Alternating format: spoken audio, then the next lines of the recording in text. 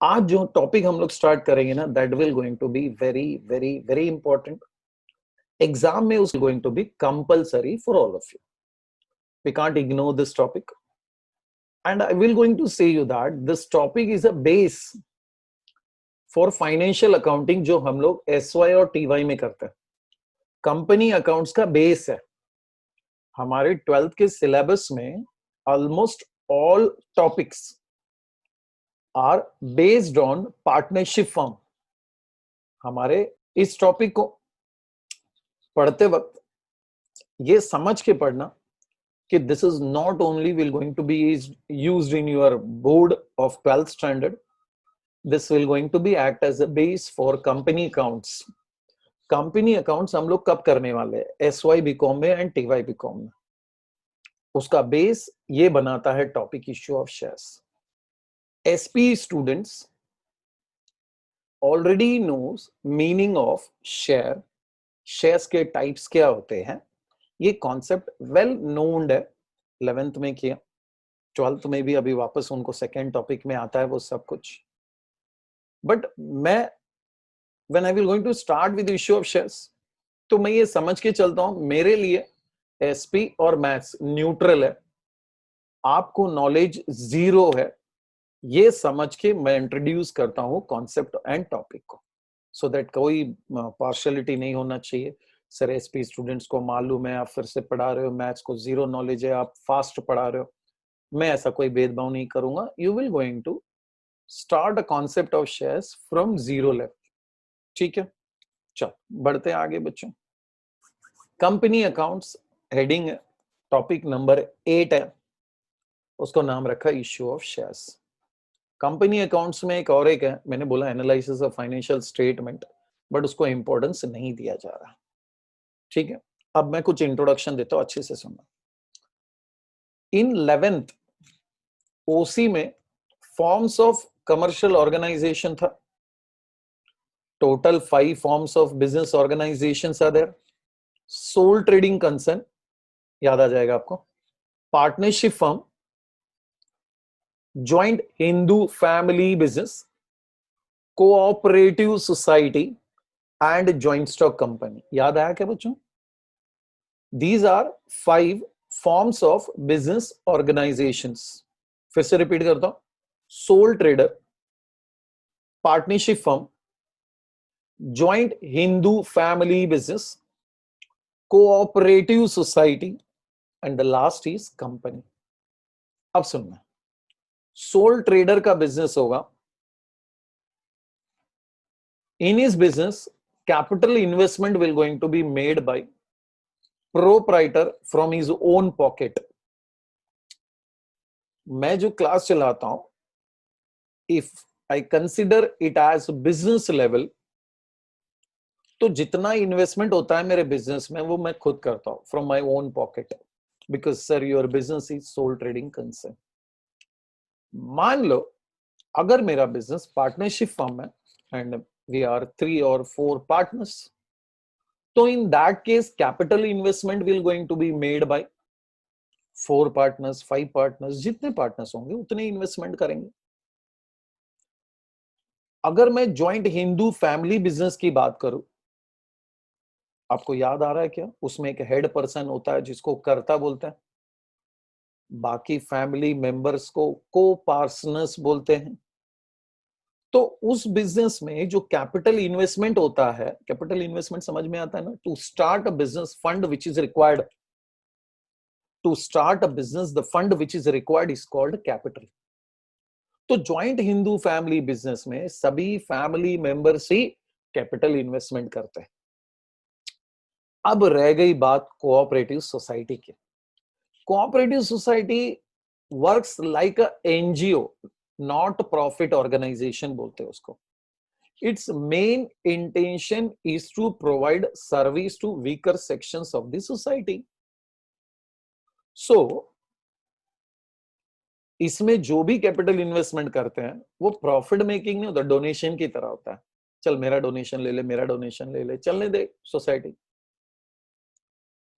But in case of company, अब मैं आ रहा हूं कंपनी में, अपना मेन टॉपिक पे आ रहा हूं.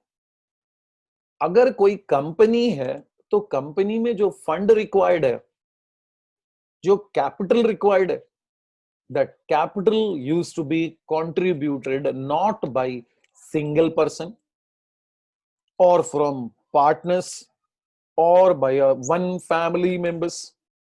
सर यहां पर पूरे कंट्री के कोने कोने से, means from every corner of a country, person can make investment in company. If it's international company, multi level company होगा ना, तो investment comes from capital, sometime comes from outside country also. मतलब sir एक company में जो capital contribution होता है, जो पैसे लाए जाते हैं ना, वो कोई भी इन्वेस्टमेंट कर सकता है. जिसको इंटरेस्ट है वो लाकर अपना पैसा कंपनी में डाल दो, इन्वेस्टमेंट कर दो, आपको प्रॉफिट का शेयर मिलेगा, मार्केट वैल्यू बढ़ेगा. तो आपके सामने जो पिक्चर दिख रहा है ना, अगर आप उस पिक्चर को ऑब्जर्व करोगे ना, तो फर्स्ट पिक्चर में कोई 4 लोग है, अपना अपना फंड लाकर ज्वाइंट कर दिए. सेकंड पिक्चर में बहुत सारे अपने अपने फंड को लाकर इन्वेस्टमेंट करने को रेडी है. Means an organisation which is formed with the help of fund raised from general public by issue of shares. Sir share मतलब, आगे बताता हूं. शेयर मतलब थोड़ी देर के लिए समझो, अ पार्ट ऑफ कैपिटल, बड़े से कैपिटल का एक छोटा सा यूनिट, उसको शेयर कहते हैं. उसको शेयर कहते हैं. मतलब शेयर्स को इशू करके जो फंड रेज होता है ना, वो जनरल पब्लिक से किया जाता है. अभी आप शेयर्स खरीद सकते हो डी मार्ट का, आप शेयर्स खरीद सकते हो रिलायंस का, आप शेयर्स खरीद सकते हो एसबीआई का, स्टेट बैंक ऑफ इंडिया. सुनना जरा मेरे बात को. Daily if you can save 10 rupees, बहुत अच्छा इन्वेस्टमेंट बोल रहा हूँ. आज से 10 साल के बाद आप बोलोगे सर आपने एकदम सही लाइन बोला था मेरे को, मैंने उसको यूज किया, आज मैं बहुत अच्छे स्टेटस में. सुनना मेरी बात अच्छे से बच्चों. If you can save ₹10 per day, अगर आप आज के दिन में 10 रुपया एक दिन का सेव कर पा रहे हो ना, means monthly it is 300.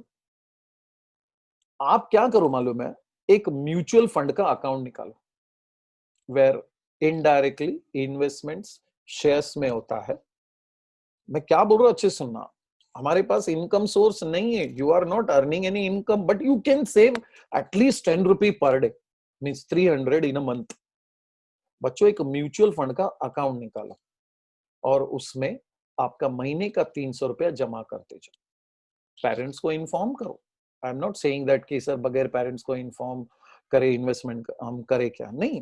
Parents को इन्फॉर्म करो. जस्ट 300 रुपीज पर मंथ आप इन्वेस्टमेंट करते जाओ. आपका पैसा कोई ना कोई कंपनी के शेयर्स में जाएगा. आफ्टर अ गैप ऑफ, भूल जाना, ये मत सोचते बेटा मैंने 10 रुपए इन्वेस्टमेंट किया कितना प्रॉफिट आएगा, कितना प्रॉफिट आएगा, कितना प्रॉफिट आएगा. सोचो मत. आप सिर्फ ये सोचो मैं रोज का 10 रुपया स्पेंड कर रहा हूं, इसका returns I will going to expect after 5 years, 6 years, 10 years. मैंने नहीं किया था, बट आज मैं सोच रहा हूं अगर मैं किया होता ना, तो आज मेरे पास कम से कम 5-6 लाख का शेयर्स वैल्यू होता. Even you can do that. आपके पास अपॉर्चुनिटी है बच्चों. मेरा सजेशन है आपसे, यू शुड डू इट. जिस बैंक में आपके पेरेंट्स का अकाउंट है ना, वहां पर जाकर इंक्वायरी करो. आप बोलो कि मुझे म्यूचुअल फंड का अकाउंट ओपन करना है, मंथली 300 का. कभी कभी कोई कोई बैंक 300 का नहीं देती है, 500 का देती है. तो आप थोड़ा सा इधर उधर करके रोज का कभी 15, कभी 20 रुपए बचा के, normally girls can do that. अभी बॉयज नाराज मत हो ना कि सर आप ऐसा समझते हो कि हम तो एक दिन में 1000 रुपए निकाल सकते हैं. हाँ मालूम है बच्चे निकाल सकते हो, but I am saying that at least investment of 500 per month अगर करोगे ना, आपका फ्यूचर आफ्टर 10 years, आपको ऐसा लगे, मन वो अमाउंट पे ध्यान मत देना, आफ्टर 10 years एक अच्छा खासा वेल्थ बनेगा आपका, जो आपको बहुत काम आएगा आपके बिजनेस पर्पस. और समवेयर सर मुझे कई लमसम अमाउंट स्पेंड करना है, उसमें बहुत काम आएगा बच्चों. आप विश्वास नहीं करोगे, I will give an example to you. D Mart जब पहली बार अपना शेयर्स इश्यू किया था ना बच्चों, इट्स वैल्यू वाज ₹10 पर शेयर। उन्होंने अपने पूरे बिजनेस का एक यूनिट ₹10 में बेचा था, ₹10 में बेचा था। आज के तारीख में करंट डेट बोलता हूं मैं, उसके एक शेयर का वैल्यू है ₹3000 से ज्यादा। Can you understand? जो चीज मैं ₹10 में खरीदा था, आज उसकी कीमत ₹3000 बच्चों। जब पहली बार डीमार्ट मार्केट में आया था, ₹10 में शेयर्स बेच रहे थे, लोग खरीद नहीं रहे थे। लोग क्या सोच रहे थे? अरे यार, क्या फालतू डीमार्ट है, आजकल इतना किराना दुकान है घर के आसपास, सब लोग वहीं से खरीदेंगे राशन, कौन डीमार्ट जाएगा? शेयर्स खरीदोगे तो नुकसान हो जाएगा, कंपनी चलेगी नहीं, तो हमारा ₹10 का जो शेयर है उसकी कीमत गिर के ₹5 हो जाएगा, ₹3 हो जाएगा। बट ऐसा नहीं हुआ बच्चों। एवरी बिजनेस में if you follow certain rules, regulations, techniques, some initiative ideas जो दूसरे नहीं करते हैं, अगर वो आप अपने कंपनी में करोगे तो डेफिनेटली कंपनी को तो फायदा होगा, शेयर होल्डर्स को भी फायदा होगा। अब हुआ होगा ना बच्चों, जितने भी लोगों ने 10-10 रुपए के भाव से शेयर्स खरीदे थे, आज 3000 का हो गया। कितना सारा इंक्रीमेंट हुआ सर उसमें, मार्केट वैल्यू में। That indicates what we should make a investment. बहुत जरूरी है बच्चों, अगर आपके पेरेंट्स नहीं किए, उनको भी थोड़ा एम्फेसिस करो। बहुत ज्यादा नहीं, अपने इनकम का बहुत बड़ा पार्ट इन्वेस्टमेंट नहीं करने का। मंथली 500, और सर थोड़ा स्टेटस अच्छा है पेरेंट्स का तो मंथली ₹1000। बट उसको एक्सपेक्ट मत करना रिटर्न्स की, मेरे को 1 साल में चाहिए, 2 साल में चाहिए। लॉन्ग टर्म इन्वेस्टमेंट करो, बहुत मजा आता है और बहुत सरप्राइज मिलता है। ठीक है, बढ़ता हो बच्चों। ये इंट्रोडक्शन है, बहुत ज्यादा ही हमने बात कर लिया। Capital is the life blood of any business organisation, हम सब मानते हैं बच्चों। जैसे ब्लड ह्यूमन बीइंग में रोल प्ले करता है, हमारे बॉडी में जैसे ब्लड का रोल होता है, बिल्कुल बिजनेस में वैसे ही कैपिटल का रोल होता है। Soul trader introduces capital out of his own pocket, मैंने ये पहले ही बोला आपको जैसे शुरू किया। Similarly partners also brings capital from their own pockets, ये भी मैंने पहले बोला। But in case of company, capital is raised through issue of shares. Share बोले तो एक छोटा सा यूनिट, शेयर बोले तो एक छोटा सा यूनिट, वो यूनिट का वैल्यू होता है, उसको फेस वैल्यू कहते हैं। कंपनी बोलती है मेरे कैपिटल का एक यूनिट ₹10 का, अब आप बोलो कितना चाहिए। लाइक एक एप्पल बेच रहा हूं, ₹10 का एक एप्पल है, आपको कितना चाहिए बोलो। तो एक बोलता है मेरे को 10 दे, एक बोलता है मेरे को 100 दे। जिसके पास जितना पैसा अवेलेबल है, जिसका जितना कैपेसिटी है, वो अपने हिसाब से इन्वेस्टमेंट करेगा, उसको अपने हिसाब से रिटर्न्स मिलेगा। इसीलिए उन्होंने नाम कैसे रखा मालूम है? शेयर। शेयर बोले तो एक छोटा सा यूनिट, और बहुत सारे शेयर मिलाकर वो बनता है शेयर कैपिटल बनता है। ठीक है, चलो आगे बढ़ता हूं बच्चों में। Meaning, meaning of share.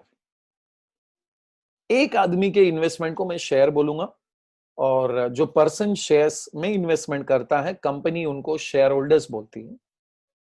क्या लिखा है देखो मीनिंग में, एज पर सेक्शन 2 सबसेक्शन 84।